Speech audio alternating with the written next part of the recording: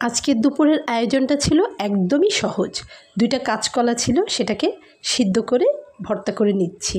দিয়ে নিয়েছি শুকনা মরিচ ভেজে নেওয়া তেলে, আর এখানে পেঁয়াজ কুচি করে নেওয়া।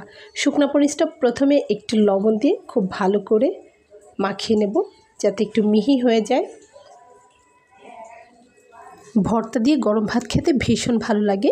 আর তাছাড়াও সঙ্গে আরও কিছু রয়েছে ঢ্যাঁড়স ভাজি করে নেওয়া, আর রয়েছে শাপলা ভাজি করে নেওয়া। কিন্তু ভর্তাটা একদম স্পেশাল থাকে সবসময়। ভর্তা দিয়ে গরম গরম ভাত খেতে খুব ভালো লাগে। আর সেই ভর্তাটাতে যদি একটু বেশি পরিমাণ সরিষার তেল দেওয়া যায় তো আমি এখানে যে শুকনো মরিচটা সেটাও কিন্তু ভালো করে তেল দিয়ে ভেজে নিয়েছি, যদিও এটা সয়াবিন তেল দিয়ে ভেজেছি। ভাজার পরে একটু এরকম বেশ গুঁড়ো হয়ে যায়, তো পেঁয়াজের সঙ্গে খুব ভালো করে চটকে মাখাতে হয়। তো যে কোনো ভর্তা শুকনো মরিচ এভাবে ভেজে নিয়ে করলে খেতে ভীষণই ভালো লাগে। আর কলা ভর্তাটা অনেক মজার। তো আমি কলাটাকে একটু ছিলে নিয়েছিলাম। এই যে খোসাসহ নিলে বেটে নিতে হতো, হাত দিয়ে করে নিতে পারতাম না। তো সেজন্য আমি একটু ছিলে নিয়ে তারপরে সিদ্ধ করে নিয়েছি।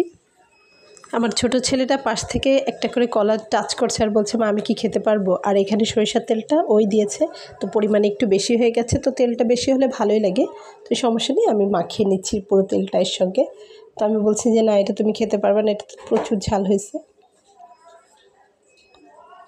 তো তারপরে লবণটা চেখে দেখে ভর্তাটা কমপ্লিট হয়ে গেল। তো এবার ভাতটাকে গুছিয়ে নেওয়ার পালা। 1 প্লেট ভাত নিব। তো এই যে বেশি করে ভাত নিয়ে নিয়েছি, ভর্তাটা দিয়ে নিয়েছি। তারপর আমি এখানে ঢ্যাঁড়স ভাজিটা দিয়ে নিলাম।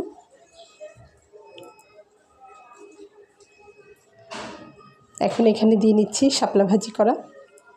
তো আমি আর আমার ছেলে খাবো, এতটুকু পরিমাণ করেছি, হাত দিয়ে নিলাম, কোনো ব্যাপার না। 2 মাইপুতি এক জায়গায় বসে খেয়ে নিচ্ছি। কেমন লাগলো বন্ধুরা এই সামান্য আয়োজন অবশ্যই জানাবেন।